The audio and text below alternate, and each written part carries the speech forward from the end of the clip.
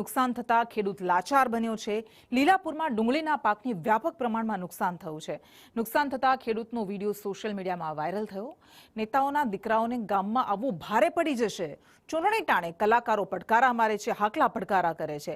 ખેડૂતો માટે કલાકારો એક શબ્દ નથી બોલતા। ખેડૂતોને સહાય નહીં મળે તો નેપાળ વાળી થશે તેવું તેમણે કહ્યું। હાલો, આ સરકારે સર્વે કરવાનું જાહેરાત કરી છે કે ખેડૂતને 7 દિવસમાં સર્વે કરીને રિપોર્ટ અમને આપે એમ આ સરકારે કીધું છે।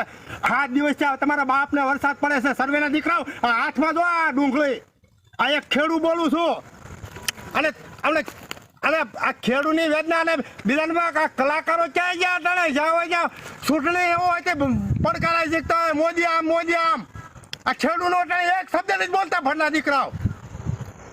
અને એક જો આ ખેડૂતને એક કોઈ વસ્તુની સહાય કે કોઈ વસ્તુ ન મળે ને એટલે સમજી લો નેપાળ વાળા થાય ને નેતાના દીકરાઓને લીલાપુરમાં આવવાનું ભારે પડી જાય। અને લાલજી મોહન કાકડિયા બોલે છે।